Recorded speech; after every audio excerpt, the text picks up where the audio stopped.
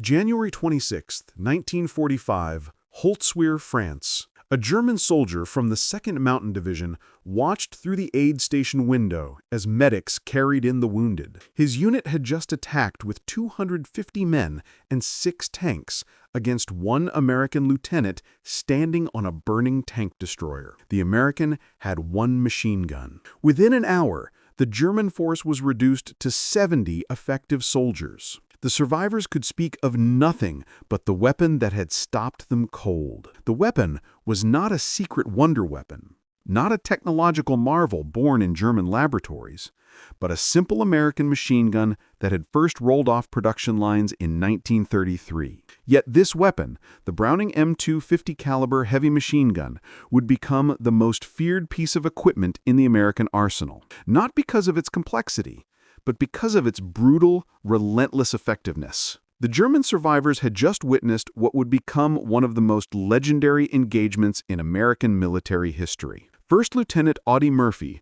wounded and alone, had climbed aboard a burning M10 tank destroyer and turned its turret-mounted 50 caliber machine gun on an entire German infantry company supported by armor. For over an hour, Murphy fired the weapon with such devastating effect that the German attack simply disintegrated. The official Medal of Honor citation awarded by Lieutenant General Alexander Patch on June 2, 1945, confirmed that Murphy inflicted approximately 50 casualties on the attacking force. The wounds caused by 50 caliber impacts became grimly familiar to German medical personnel. Unlike rifle rounds that might wound and allow recovery, 50 caliber projectiles caused catastrophic tissue damage. The massive kinetic energy transfer meant that a hit to a limb often resulted in amputation. A hit to the torso was almost invariably fatal. German field hospitals near the front learned to recognize 50 caliber casualties by the nature of their wounds.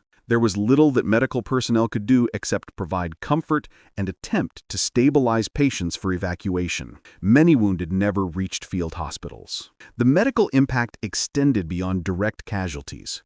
German units that came under sustained 50 caliber fire suffered psychological casualties, combat exhaustion, and breakdown of unit cohesion at rates higher than units that faced conventional small arms fire. Medical officers noted that soldiers who had been subjected to repeated 50 caliber attacks, even when not physically wounded, showed signs of severe stress and combat fatigue. The knowledge that the next burst of fire could not be survived by taking cover, that luck rather than skill determined survival, created a sense of helplessness that was medically and militarily significant. But the Holzwihr action was not an isolated incident. From the bocage of Normandy to the frozen forests of the Ardennes, from the deserts of North Africa to the skies over the Reich itself, German soldiers learned to recognize and fear a distinctive sound, the deep rhythmic thunder of the M2 Browning, firing between 450 and 575 rounds per minute.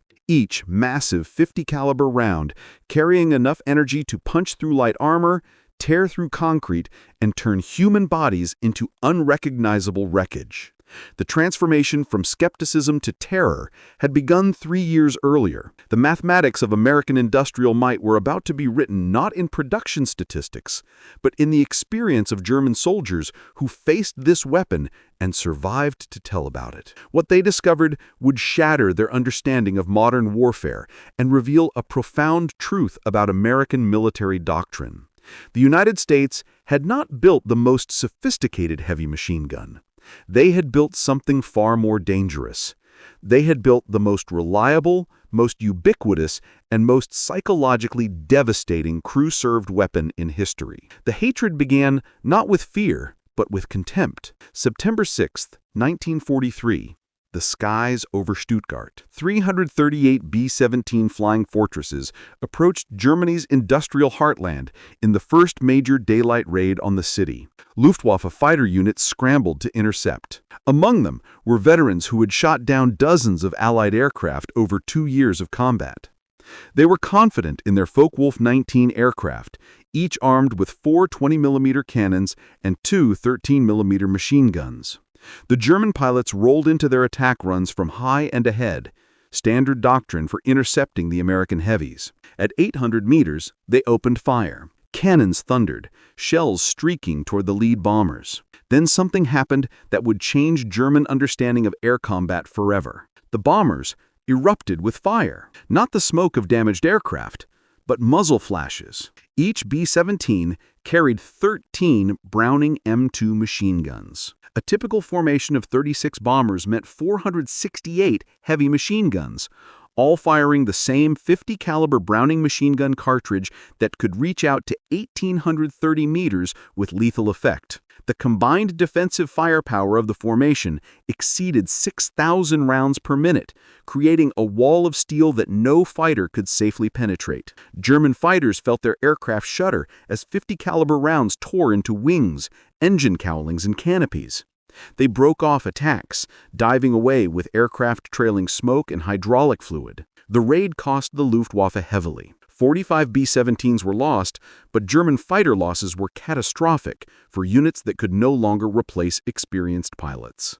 What the German pilots did not yet understand was that they were encountering not just a weapon, but a philosophy of warfare. The Americans had solved the problem of bomber defense not through technological sophistication, but through overwhelming volume of fire. Each B-17G carried between 5,000 and 7,000 rounds of 50 caliber ammunition distributed across 13 gun positions, with some crews adding extra ammunition beyond regulations. Luftwaffe pilots had been trained to respect 20mm and 30mm cannons because those weapons could destroy a bomber with a single well-placed shot. They had learned to fear the explosive rounds that would detonate on contact, but the American 50 caliber did not explode. It didn't need to. The massive half-inch diameter projectile, weighing 707 grains, traveling at 2,900 feet per second, carrying 12,000 foot-pounds of muzzle energy, simply punched holes into everything it touched.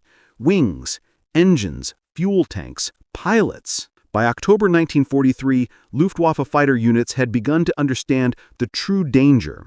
Oberlieutenant Heinrich Wurmhila, an ace with 93 victories, described the American bomber formations in a letter to his family. To attack the Americans is to fly through a storm of steel. You see the tracers, 1 in 5, and you know that for every tracer you see, 4 more bullets you cannot see are flying past. When you close to effective cannon range, you are already inside their killing zone. The Germans adapted their tactics. They tried head-on attacks, diving from above, climbing from below, attacking from the sides. Nothing worked consistently. The American gunners had overlapping fields of fire. If you came from ahead, the nose guns and top turret would engage. From behind, the tail guns and ball turret. From the sides, the waist guns. From above or below, the ball turret and top turret. There was no safe approach. The United States Army Air Forces had arranged their combat box formations of 18 to 21 aircraft in 3-dimensional space, specifically to maximize overlapping fields of defensive fire. But the real horror was not the volume of fire, it was the reliability. German pilots flying the May 109 or FW-190 knew that their cannons were prone to jamming, especially in the cold air at high altitude. The German MG-131 13mm machine gun was better, but it still required careful maintenance and would fail at critical moments. The American Browning M2, by contrast, simply worked. It fired continuously for hours. It operated in temperatures ranging from -40 degrees to +40 degrees Celsius. It functioned after being hit by German cannon fire. It kept shooting even when the barrels glowed red from sustained fire. American maintenance crews would replace overheated barrels in minutes, not hours, and the gun would resume firing without missing a beat. Lieutenant Wolfgang Fischer, a JG-88 pilot who flew bomber intercept missions over the Reich, survived the war to give testimony at the post-war Luftwaffe debriefings. His words, recorded in March 1946, captured the growing realization among German aircrew. We called the American bomber formations die fliegenden Festungen, the flying fortresses, but what made them true fortresses was not their armor or their formation discipline. It was those 50 caliber machine guns that never stopped firing, never jammed, never gave us an opening. We lost so many pilots, not to American fighters, but to the bomber defensive fire. It was like flying into a meat grinder. The ground war told the same story with different details.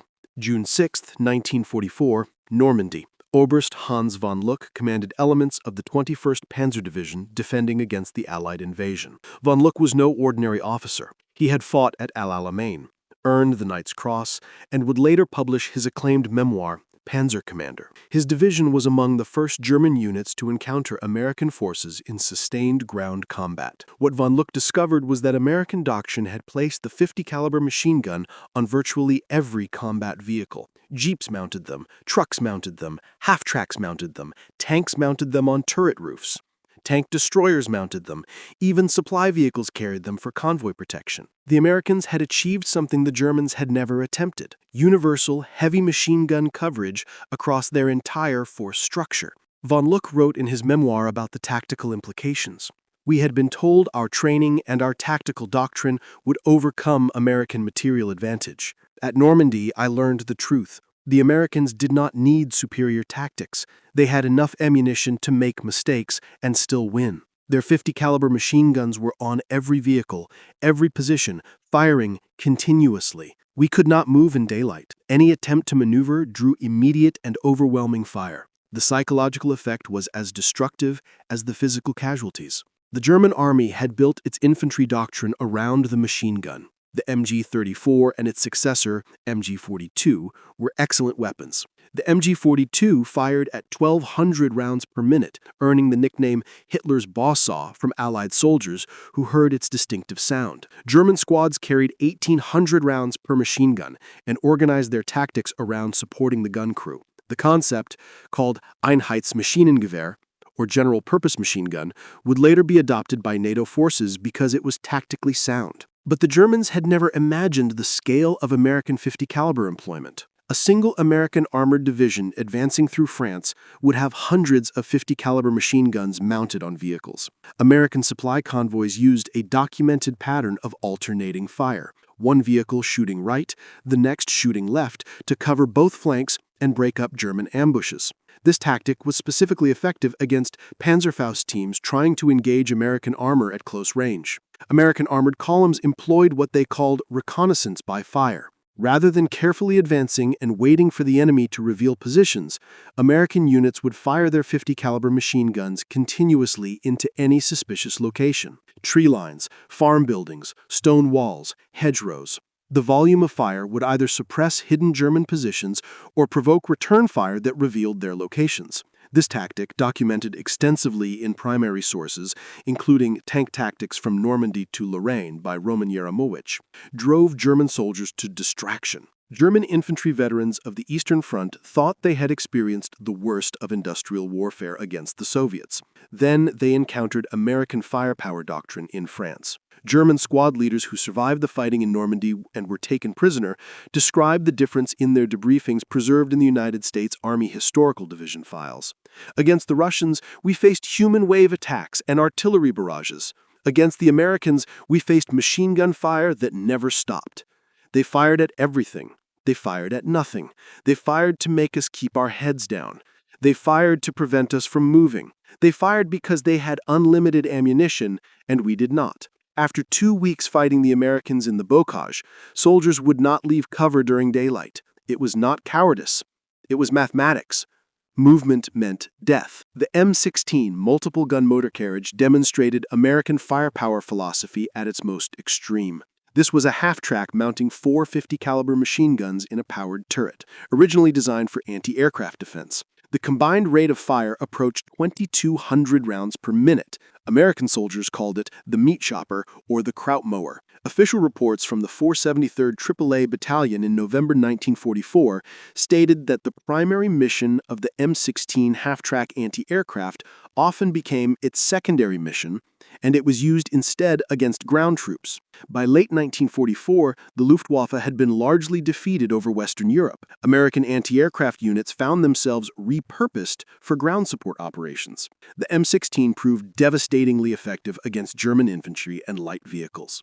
During the Battle of the Bulge, when German forces made their last major offensive in the West from December 16, 1945 to January 25, 1945, M16 units were credited with breaking up numerous German infantry attacks simply by traversing their 4 gun mounts across attacking formations. The experience of German forces attempting to ambush American supply convoys illustrates why the 50 caliber became so hated. German doctrine for convoy ambush called for allowing the lead vehicles to pass, then destroying vehicles in the middle of the column to create a roadblock, then systematically destroying the trapped convoy. This tactic had worked effectively against British and Soviet supply lines earlier in the war. Against American convoys, the tactic failed catastrophically. American convoy doctrine placed 50 caliber armed vehicles at intervals throughout the column. When an ambush was initiated, American vehicles would immediately return fire with their 50 calibers, while other vehicles maneuvered to flank the ambush position. The volume of return fire was so intense that German ambush teams frequently suffered heavier casualties than the convoys they attacked. German platoon leaders who participated in convoy ambushes during the fighting in France described the evolution of German tactics and their ultimate failure in post-war interndations. In early ambushes, German forces positioned infantry with machine guns and Panzerfausts along roads. American convoys had vehicles equipped with 50 caliber machine guns distributed throughout the column. The volume of return fire from the convoys was devastating. German units learned to only ambush isolated vehicles, never convoys. But isolated vehicles were rare. The Americans moved in strength because they knew German forces could not effectively attack their convoys. The pattern of alternating fire that American convoys employed was particularly effective. Vehicles on the right side of the road would fire into the right flank. Vehicles on the left would fire left. This created intersecting fields of fire that covered both sides of the road simultaneously. German forces attempting to ambush from one side would find themselves under fire not only from that side of the convoy, but from the opposite side as well. The psychological effect of being under fire from multiple directions by weapons that could penetrate cover and had seemingly unlimited ammunition made successful ambushes nearly impossible. American logistics units understood that the 50 caliber machine gun was their primary defense. Drivers and assistant drivers received training on the weapons. Ammunition was loaded in quantities far exceeding official allocations. Convoy commanders were authorized to engage any suspected threat with immediate and overwhelming fire. The result was that German forces by mid to late 1944 had largely given up attempting to interdict American supply lines in areas where American forces had air superiority and sufficient ground combat power to respond to attacks. This had strategic implications beyond the immediate tactical situation. German forces in France, and later in Germany itself, could not effectively interrupt American logistics. American units could count on regular resupply of ammunition, fuel, food, and equipment. This meant American tactical planning could assume that firepower would be available when needed. German planning, by contrast, had to account for chronic ammunition shortages, fuel shortages, and the certainty that whatever supplies did arrive would arrive late and in insufficient quantities. The 50 caliber machine gun was both a cause and a symptom of American logistical superiority. It was effective because American industry could produce ammunition in vast quantities. It enabled continued operations because its reliability meant that ammunition once delivered would be effectively employed. German soldiers watching American tracer fire arc across the battlefield at night understood they were seeing not just ammunition expenditure, but the visible proof of an industrial capacity they could not match. The terror from the air added another dimension to German fear of the 50 caliber. The Republic P-47 Thunderbolt, which American pilots nicknamed the Jug, carried 8 Browning M2 machine guns in its wings. This meant a single fighter could deliver 4,400 rounds per minute of combined firepower during strafing runs. German ground forces learned to recognize the distinctive shape of the P-47 and the sound that preceded death. A strafing run by a flight of 4 P-47s meant 32 50 caliber machine guns converging on a target area. The aircraft would approach at high speed and low altitude, often with minimal warning. Pilots would open fire at ranges of 600 to 800 meters and walk their fire across German positions, vehicles, and troop concentrations. The effect was described by survivors as a horizontal rainstorm of metal that left nothing intact. German supply sergeants who survived multiple strafing attacks during the retreat from Normandy in August 1944 described the helplessness German ground troops felt against American air power in their interrogations. You hear the engines first. By the time you look up, they are already firing. The bullets hit the road, the vehicles, the men, all at once. There is no cover that works. Stone walls crumble. Trees are cut down. Metal tears like paper. You can be behind a truck one moment, and the truck is gone the next, just pieces of metal and fire. Soldiers learned to abandon vehicles the moment they heard aircraft engines.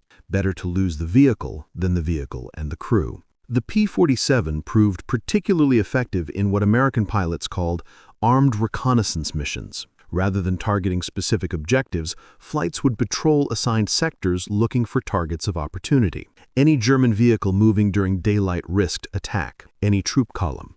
Any supply convoy. Any artillery position. The 850 caliber machine guns gave pilots enough ammunition to engage multiple targets during a single sortie. A pilot might strafe a convoy, climb to altitude, spot a German tank platoon, dive to attack them, then strafe a crossroads on the return flight. The ammunition capacity, approximately 425 rounds per gun, meant 3,400 rounds total. Enough for sustained combat. German forces adapted by moving primarily at night and in bad weather. But this adaptation came at enormous cost to operational tempo and logistics. Supplies that should have taken hours to move required days. Reinforcements arrived late, or not at all. The Luftwaffe's inability to contest American air superiority by mid-1944 meant that German ground forces operated under constant threat of air attack, and the primary weapon delivering that threat was the 50 caliber machine gun. The combination of ground-mounted and air-delivered 50 caliber fire created a comprehensive suppression effect. German units could not move safely in daylight because of strafing attacks. They could not move safely at night because American ground forces used reconnaissance by fire with vehicle-mounted 50 calibers to interdict roads and trails.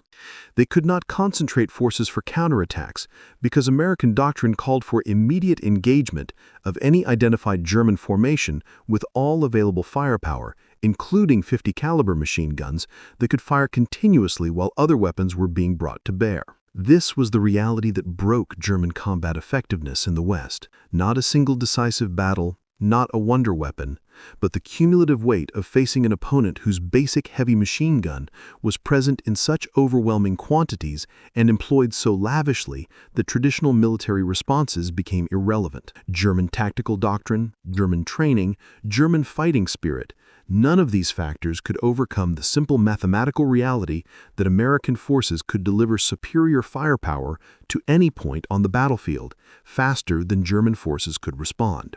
A German infantry battalion attacking an American position might face 50 to 150 caliber machine guns, all firing continuously, all supplied with thousands of rounds of ammunition.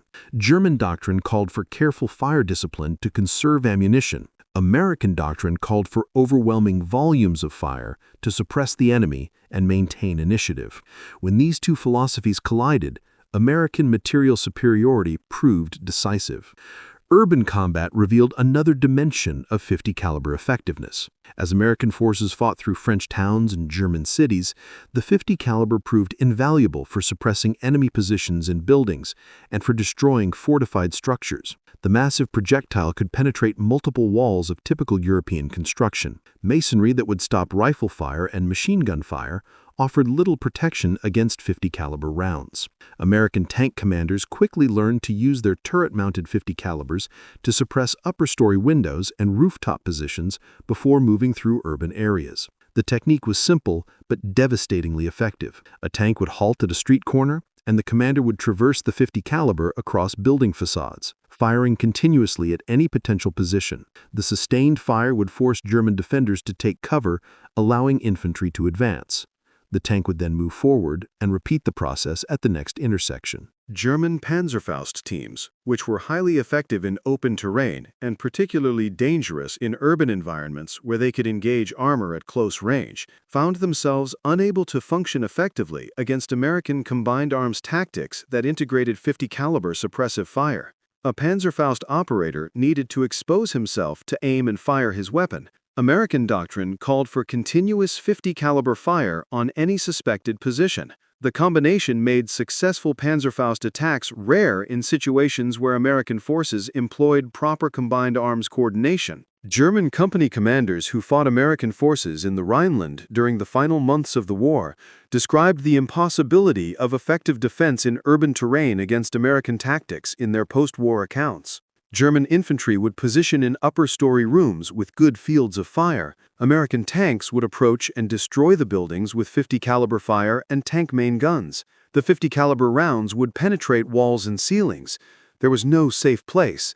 Soldiers would take cover behind furniture or interior walls, and the bullets would find them anyway. The only way to survive was to abandon positions before the Americans concentrated fire on them. But abandoning positions meant losing ground, and there was no ground left to lose. The psychological impact of fighting in urban terrain against an enemy with unlimited 50 caliber ammunition was profound. German soldiers understood intellectually that walls and buildings provided concealment but not cover against 50 caliber fire. Emotionally, the human need to seek shelter behind solid objects was overwhelming. Watching 50 caliber rounds punch through meter-thick stone walls and continue through multiple rooms destroyed the psychological comfort that shelter normally provided. Soldiers felt exposed even when hidden, vulnerable even when protected by what would normally be adequate cover. This psychological erosion was cumulative. A soldier might survive one engagement, then another, but each time watching 50 caliber fire destroy what should have been safe cover.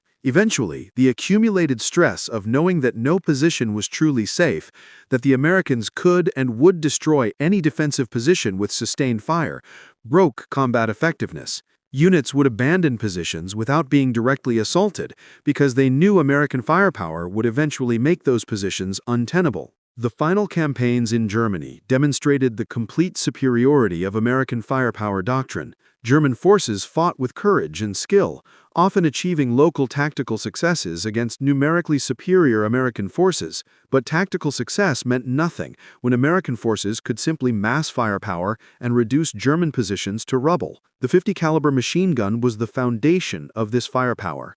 It was present in sufficient quantities to engage any target. It was reliable enough to fire continuously for hours. It was supplied with sufficient ammunition that American commanders never needed to ration fire. And it was employed according to doctrine that valued suppression and destruction over conservation and precision. German tank crews learned to fear the 50 caliber for different reasons.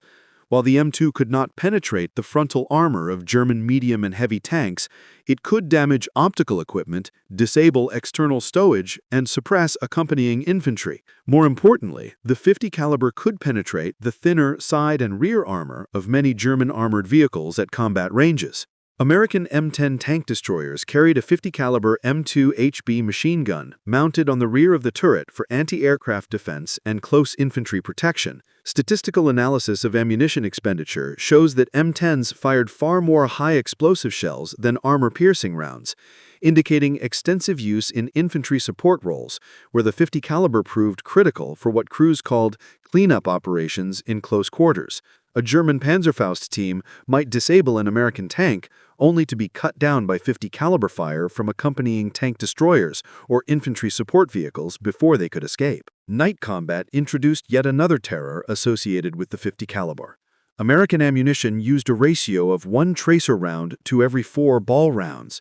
This meant that every 5th 50 caliber bullet visible to the enemy was a glowing tracer that marked the trajectory of the burst. German soldiers watching American 50 caliber fire at night could see the tracers arcing towards them, streaks of light that seemed to move slowly enough to track visually, but that arrived with devastating speed and force. The psychological effect was profound. Soldiers could see death approaching. They could watch the tracers converge on their position. They knew that for every tracer they saw, 4 additional rounds were flying along the same path. The human instinct to duck or dodge was useless because by the time a soldier saw the tracer, the rounds had already arrived. Veterans learned not to watch the tracers, but new replacements would fixate on them, mesmerized by the deadly light show, often freezing in the open until the fire found them. American forces exploited this psychological effect deliberately. Reconnaissance by fire at night meant sending streams of tracer-laden 50 caliber fire across suspected positions. The visual effect was overwhelming. Entire sectors would light up with intersecting streams of tracers. The noise of the firing combined with the visual impact created an environment that German soldiers described as hellish. German infantry squad leaders captured near Aachen in October 1944 described the experience in their interrogations. At night, you can see them shooting even when they cannot see you. They fire at sounds, at movement, at nothing. The tracers show you where death is coming from, and you cannot escape it. You watch the streams of fire and know that behind every tracer are 4 more bullets. You calculate that one gun firing for 10 seconds sends 50 rounds toward you, and only 10 are tracers. You see 10 streaks of light and know 40 more rounds are in the air. Then you realize there are not 1 but 5 or 10 guns firing. The mathematics of it are terrifying. You cannot survive that volume of fire by skill or courage. You survive by luck alone. The Germans had their own tracer ammunition, but their doctrine of fire discipline meant tracers were used sparingly. A German machine gun crew might fire a burst with tracers to verify their aiming point, then switch to ball ammunition to conserve the more expensive tracer rounds. American crews fired mixed belts continuously. The visual effect of American firepower at night was therefore vastly more impressive than the German equivalent, even when German weapons had higher rates of fire. This visual dominance had practical effects beyond intimidation. American commanders could observe their own fire and adjust it in real time. If tracers were falling short of a target, the gunner could see this and correct immediately. German return fire was harder to observe because they fired fewer tracers. American units, therefore, had better real-time feedback on the effectiveness of their fire, allowing them to adjust and concentrate fire more effectively than German forces could manage with their more conservative use of tracer ammunition. The Germans tried to develop countermeasures. They attempted to use armor more aggressively to close with American positions before the 50 caliber fire became overwhelming. This rarely worked because American artillery and air support would engage German armor at longer ranges, forcing the Germans to fight at exactly the distances where 50 caliber fire was most effective. They tried infiltration tactics, moving at night and in bad weather when American observation was limited. But American logistics meant that 50 caliber ammunition was always available, and American doctrine encouraged firing at any suspected position, regardless of whether targets were confirmed. July 25, 1944. Operation Cobra. The American breakout from Normandy began with 3,300 tons of bombs dropped by 1,800 heavy bombers on German positions near Saint-Lô. General Major Fritz Bayerlein commanded the Panzer Lehr Division, one of the elite German formations defending the sector. After the war, Bayerlein wrote extensive manuscripts for the United States Army Historical Division, analyzing the campaign. His assessment of American firepower was clinical and devastating. He wrote that by the time his division retreated from the Saint-Lô sector, it had been decimated, not primarily by bombing or artillery, though those were significant factors, but by the cumulative effect of constant small arms fire that prevented his forces from maneuvering effectively. American 50 caliber machine guns mounted on every vehicle meant that his troops could not move to respond to American advances without being engaged immediately. His conclusion was that Americans had solved the fundamental problem of modern warfare. They had found a way to project superior firepower without requiring superior training or tactics. Bayerlein, promoted to Generalleutnant on July 20, 1944, participated in the disastrous Battle of the Bulge and finally surrendered in April 1945. His post-war writings would become major sources for understanding German perspectives on American combat methods.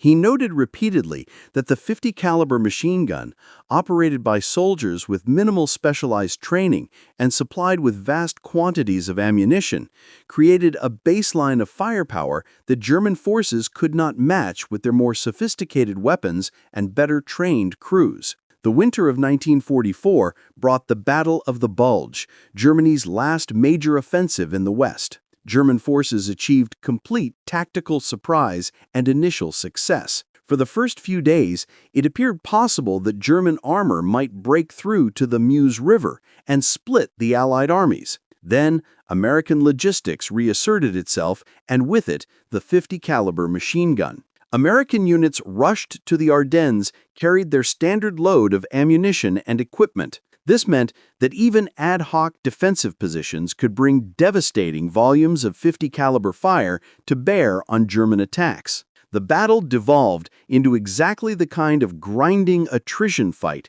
that favored American material superiority. At Bastogne, surrounded American forces used their 50 caliber machine guns to devastating effect against German infantry attacks. The guns operated reliably despite temperatures well below freezing, mud, snow, and the general chaos of sustained combat. German forces made one critical error in their planning for the Bulge offensive. They assumed that bad weather would ground American air power and reduce the effectiveness of American fire superiority. They were half right. Weather did initially limit air operations, but German planners had not accounted for the fact that ground-mounted 50-caliber machine guns were unaffected by weather, and that American logistics could sustain ammunition expenditure at rates the Germans found incomprehensible. General der Fallschirmtruppe Alfred Schlemm commanded the 1st Parachute Army from November 1944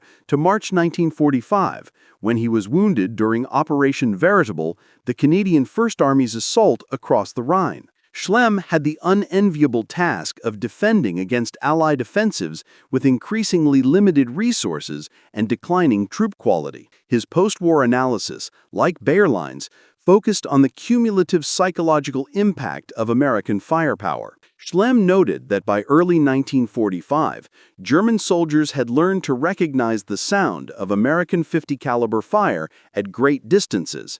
The knowledge that any position could be engaged by these weapons, that any movement could draw immediate fire, and that German forces had no effective counter created what he called a defensive mentality that made offensive operations nearly impossible. His forces successfully evacuated across the Rhine before the final Allied push, but he attributed his casualties primarily to the constant attrition caused by American heavy machine gun fire during the retreat. The technical specifications of the M2 Browning help explain its effectiveness. The weapon weighed 84 pounds without a tripod, 128 pounds with the M3 tripod mount. This made it heavy, but not impossibly so for a crew-served weapon.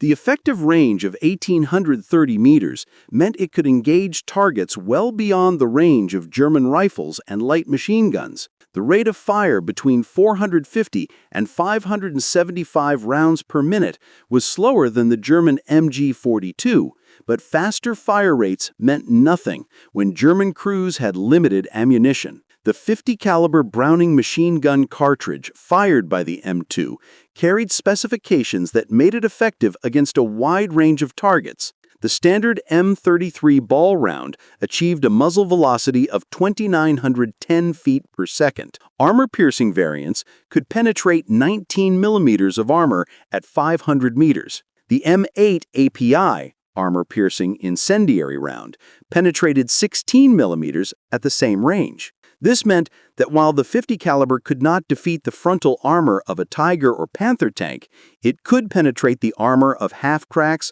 armored cars, and the side and rear armor of many German armored vehicles. More importantly, it could destroy truck engines, puncture fuel tanks, disable artillery pieces, and suppress infantry at ranges where return fire was ineffective. The M2's reliability stemmed from its design. John Browning had begun development in July 1917 during the First World War. The M1921 water-cooled 50-caliber machine gun, weighing 121 pounds with its water jacket, entered service but proved too heavy for mobile warfare. The M2 air-cooled version, adopted in 1933, eliminated the water cooling system and reduced weight while maintaining reliability. The basic operating principles of the weapon were simple, robust, and proven. American manufacturers, including AC Sparkplug, Frigidaire, Guide Lamp, and Colt, produced nearly 2 million 50-caliber machine guns of all models during the war years.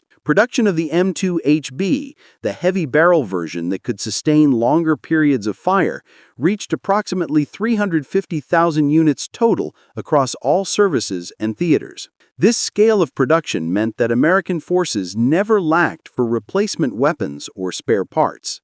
The Germans understood intellectually what they faced. Their own weapons were, in many respects, more sophisticated. The MG-34 and MG-42 were better suited to the role of squad automatic weapon. The German 13mm MG-131 aircraft machine gun had a higher rate of fire at 900 rounds per minute. German 20mm and 30mm aircraft cannons were more destructive per hit than any machine gun. But But sophistication meant nothing in the face of overwhelming material superiority. The Americans had built a weapon that was good enough for every role it needed to fill, and had produced it in quantities that allowed universal employment. Every American bomber carried 13 M2s. Every fighter, like the P-47 Thunderbolt, carried 8 M2s. Every American combat vehicle carried at least one. American infantry companies had organic 50-caliber heavy machine gun sections. American anti-aircraft units could repurpose their M16 quad mounts for ground combat. The weapon was everywhere, always available, always supplied with ample ammunition, and it worked every time it was needed. The psychological impact on German forces was cumulative and devastating. Individual soldiers might survive encounters with 50-caliber fire. Units might successfully complete tactical missions despite American firepower superiority. But over weeks and months of combat, the constant knowledge that the Americans could bring overwhelming fire to bear on any target at any time, with weapons that functioned reliably in all conditions, wore down German combat effectiveness as surely as casualties and equipment losses. This was not cowardice on the part of German soldiers. These were veteran troops who had fought across Europe and North Africa. Many had faced Soviet attacks on the Eastern Front, but there was something uniquely demoralizing about the American approach to warfare. The Soviets might mass human waves and artillery. The British might demonstrate tactical excellence and coordination. The Americans simply deployed overwhelming material resources and fired until resistance collapsed. German officers found it increasingly difficult to motivate men to attack when they knew American 50-caliber fire would meet any advance. German infantry became reluctant to maneuver in daylight. German vehicles clustered in cover rather than advancing. The tactical initiative shifted permanently to the Americans, not because of superior tactics or better training, but because American doctrine, built on unlimited ammunition and reliable weapons, made German doctrine obsolete. The hatred German soldiers expressed for the 50 caliber was the resentment of craftsmen facing mass production, of skilled warriors facing industrial warfare. The 50 caliber represented everything about American warfare that the Germans found alien: the casual expenditure of ammunition, the reliance on material superiority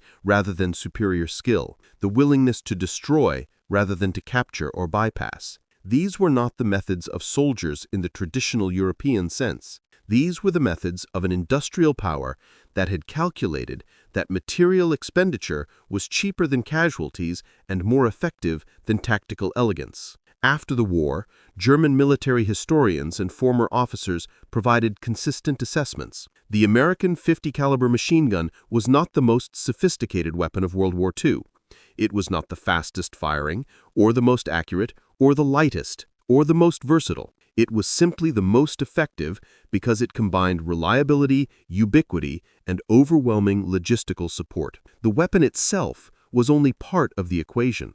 The system that produced it by the millions, supplied it with billions of rounds of ammunition, and employed it according to doctrine that accepted material expenditure as the price of victory, that system was what defeated Germany. The legacy of the M2 Browning can be measured in its continued service. 80 years after it entered production, the weapon remains in active use with the United States military and armed forces around the world. It has outlasted every weapon system that opposed it in World War II. It has served in every American conflict from World War II through the present day. This longevity reflects the fundamental soundness of the design and the effectiveness of the American military philosophy it embodies. The broader strategic implications became clear only in retrospect. German military planning had assumed that superior training and tactical excellence could offset American numerical advantages. This assumption proved catastrophically wrong. The 50 caliber machine gun demonstrated that adequate weapons produced in overwhelming quantities and supplied without restriction trumped sophisticated weapons produced in limited numbers and supplied sparingly. German tank commanders who had defeated Soviet armor through superior tactics found themselves unable to maneuver against American combined arms teams that included multiple 50-caliber machine guns. German infantry who had mastered the tactical intricacies of the MG-42 found their expertise meaningless when American forces could simply saturate defensive positions with sustained 50-caliber fire. German pilots who had honed their skills against the RAF found themselves shredded by defensive fire from bomber formations that valued volume over precision. The lesson was universal and unforgiving. In industrial warfare, the side that can sustain higher material expenditure will prevail, regardless of tactical skill disparities. The Germans had brought a craftsman approach to a mass production war. They had optimized for efficiency when the situation demanded overwhelming force. They had conserved ammunition when their opponents could afford to expend it freely. What German soldiers learned through bitter experience was that modern industrial warfare rewards not tactical brilliance or superior training, but the capacity to sustain overwhelming material expenditure. The M2 Browning 50-caliber machine gun became the symbol and instrument of that lesson. German forces brought skill, doctrine, and determination to the battlefield.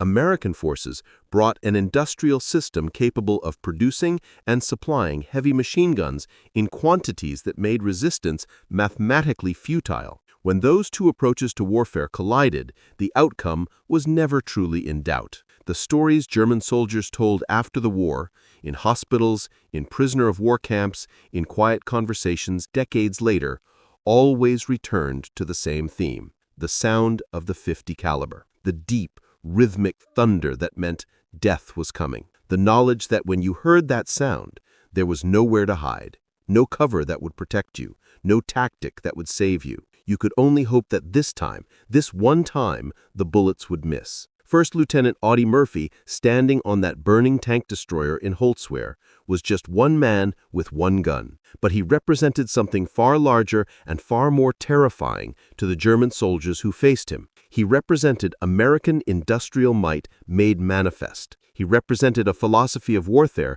that the Germans, for all their tactical skill and fighting spirit, had no answer for. The M2 Browning 50-caliber machine gun did not win World War II by itself. No single weapon ever does. But it was the foundation upon which American firepower superiority was built. It was the weapon that was always there, always working, always supplied with ammunition. It was the weapon that German soldiers learned to hate and fear more than any other because it represented the simple, brutal truth of modern warfare. In industrial war, the side with more stuff wins. And the Americans had so much more stuff that the outcome was never really in question. The 50 caliber was just the most visible, most audible, most painful reminder of that mathematical reality. Every time a German soldier heard that distinctive sound, every time he saw those tracers arcing through the night, every time he watched those massive rounds tear through what should have been protective cover, he was learning the same lesson. Germany had never stood a chance.